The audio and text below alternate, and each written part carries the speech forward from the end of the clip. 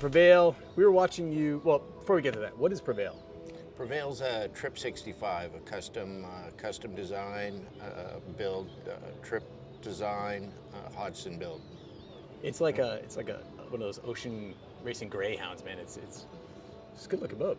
Yeah, it really gets a lot of compliments. It's striking, a beautiful boat. They really drew a beautiful lines on this boat. As Tripp does, yeah. As Tripp does, it's famous, yeah. I don't think he's had a bad one yet. Yeah, no, maybe. I don't know. We'll go back to him on that one. Yeah.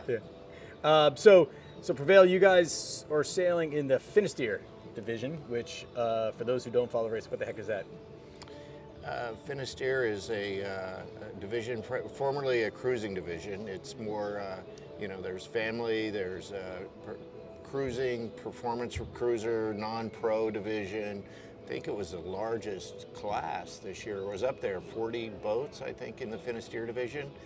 And our boat, we had two pros only, Peter Allery and myself, and some guys that formerly sailed a lot, which they make their living other ways now, but certainly their experience was invaluable on the boat. And the owner? Dudley Johnson. He's a retired CEO, very, brings that focus to the program, and very, passionate about his boat and the team. And he said, did he come to you and say, Darris, I want to do the Bermuda race? Was this a continuation of 2020 that didn't happen, or? Absolutely, yeah. The follow through was the perseverance. Prevail was the right name. It was very much a very goal, a liquid Everest. It had to be climbed because it was there, and it just kept getting taken away and made you want to do it even more. I'm sure a lot of people feel the same. Yeah. And how many times has he done it? I believe this is Dudley's second time. Okay, cool. Yeah, so he did it once, loved it, and had to do it again. Quite a few years ago, from what he said, he really loved it and just wanted to get in the list one more time. Awesome. Yeah. So your job is to get the owner a win, or at least a good result, and have fun, right? Or number one, reverse that order. Have fun, get a good result, right? Yeah. Well, I think our result was to start and finish the race, obviously, and we were one of the bigger boats, I think the bigger boat in our class, so we had hopes of doing well with line honor or something like that, but just this race was very, it's somebody's could be smaller and faster and go left and you went right, and it pays off. So we had a lot of good preparation in terms of weather planning, Gulf Stream planning, a lot of tools available to everybody, and I think that we used them well. So I guess the Brits would say you guys had a cracking start. I mean, out of Newport, you probably got the best breeze of the day, no doubt. Yes. And so walk us through the race from that killer start on down to a nice solid finish here. Well, it started out beautifully. We backed up out of Newport Shipyard, and just really pleased with everything. A couple last minute details, but nobody running down the dock. Leaving on schedule. And as we started heading to Fort Adams, the crew reported that we'd blown a hydraulic hose, a major hydraulic hose, just surprisingly let go, and we had to really scramble. We went back to the dock and capped it, and it was really touch and go if we were even going to be able to race. Yeah. So everybody just stayed focused in what they could do to contribute to get it done, and some good fortune went our way. And we scrambled all the way to get to the start, and then we really stayed calm. We'd sailed the regatta the weekend before, so we'd sailed together, and we were ready. We were ready to go when the gun went off, and well positioned. Peter Allery, starting, and Dudley the driver, with the trimmers, we were in sync, and they saw an opportunity and just put the hammer down. And I saw some photos. I was like, guys, you got to see this. This looks pretty great. We got really launched. I think that's a keeper. So yeah, we didn't think we had that good of a start, and then we got here and got some text photos. It was exciting. There you go, Peter Allery starting like a 5:05. You just kind of find the hole and go for it. That's right. We talked a rabbit going across the line. We talked about it. Then we had all that speed, and we could just put the bow down and rip and start the line sailing world practice. Yeah. So the hydraulic issue. Back to that. What system was that feeding to? And It was a forward. It was a major feed into a block that was it was about a 1-inch diameter hose. Very surprising, you know, something the boat's well serviced. Just one of those things, you know. It's hydraulics sometimes have an issue, and so a hose burst, and it was actually plumbing the thruster in our bowsprit, and so it created some problems. So we were lucky to get everything into kind of a safety, got it working a little bit, did some things just mechanically. So we just really, before we even left, it was putting us to a test, or kind of put us on our toes. We had a couple of just, you know, smaller issues the week before that really brought us into focus of how we had a couple mottos we always talk about on boats is, you know, cascading chain of events, and don't make it worse. You know, if something is happening, or you're helping it or you're hurting it, and you just, so we really learned that lesson the weekend before, and I think it paid as we had to overcome something right away. Yeah. So. Well, luckily you probably didn't need the thruster anymore anyway to begin with, but the pole, you know, once it's out, was it out the whole race? Yeah, we were able to get that out and get it into a safe position, and we had it in, you know, we had just done a lot of service. We have the Newport's such a great area with the tech people there, outstanding. To get anything done, that was the way to do it, and so we just,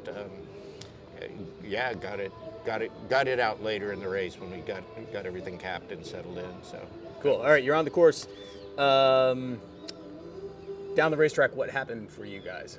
Was it? I mean, so far the theme has been just the waves, the sea state, and just sort of pacing the front. And you guys were, I'm sure the front overcame at some point. Yeah, the right out of the box, it was rough. It was definitely rough, and it was interesting here that it kind of dropped right behind us. So the front had moved through much quicker than we thought, and so it was rough, and then we were still able to stick to our plans, but the wind speeds, everything changed, and then I think we were the easternmost boat at one stage, and we just really hooked a great ley line into the eddy. It was Adam Clive, our navigator, was just on fire with calls, very patient, and used the tools that were available. You know, some weather routing from, you know, commanders kind of was a good, because a lot of the grid files, they don't show you squall lines, right? They'll show you, so that we filled in some blanks in the preparation, and then we used Jennifer Stewart for or Jennifer Clark. Yeah, for the Gulfstream analysis. For that Gulfstream analysis, and we just really said, you know, knew what our goalposts were. I kept saying on the boat how we could sail the boat within those, and don't try to make the boat do something that it's not, and kept the boat, you know, safe. There was times we did a period where we parted a halyard, and we were just, okay, we're going to settle the boat. We sailed, kept the boat moving under full main only, and we really didn't lose that much, and we just kept the boat moving, and just kept the boat moving, kept, you know, not letting any problems become overwhelming, not making it worse. So. How about the sail inventory? What did you pile through? Did you use everything you brought, or no? Come home dry. Yeah, we just have a North Sails inventory, Finisterre specific, that we've never really been able to use because of no racing. Yeah. So it's just a J2 is kind of our workhorse, a Furling J2, and then we have a J1, which is a lighter sail, which we had queued up to if we needed it at the finish today, but never put it up. And J4, like a Solent inner forestay hanked on, that we never used. So we were J2, spinnaker, full main, reef main the whole way. It was just a great sail combination, easy gear changes for us. Spinnakers all in socks? Or that we did a partial. It was when we did lose a halyard with all the pumping in the Gulf Stream. Never have had a problem with it. Good, you know, no problem at all, no wear, and then it parted, and we had the sock up, and we didn't before. We did use it. It was a lot of conversation. Sock, no sock, letterbox. sock, and so we did both. We did both, but we thought with the waves that the pumping, that the sock, and then after trying to retrieve a spinnaker out of the water with the sock, we're like, we don't want to do that again. So, yeah. There's a reason why nobody likes the socks. Yeah. That's right. Yeah. So, fleet-wise, tactically, though, I mean, you guys you're sailing the weather, you're sailing the course. Were you sort of had your eyes on anybody around you and trying? I mean, for a long time, you're ranked in that number one spot, but you know, boats around you. Yeah, we were surprised to find ourselves with some fast boats around us. We're like looking at the yellow tracker, and we're there with the WindQuest, the OC-86, and we're there with some boats that are Wizard, and they were just, they were launched, and to find ourselves in the same water with them was incredible. So we clearly couldn't pace with them, but the boat's fast off the breeze, definitely. And we've always thought, sailing the boat, and it's a better, it's a boat that rewards of sailing a wider groove, and we're able to sail to those grooves. So we were on our polars a lot, definitely trying to sail to those polars. But if the conditions wouldn't allow it, we would sail to what the boat felt comfortable. Awesome. And you've got, how many were on the boat with you this week? We had 9 total. 9 total. That's pretty small for a boat that size, yeah. Yeah, it was just about right. Just about right. It ended up, there's always times you would have liked more, and then get out of my bunk.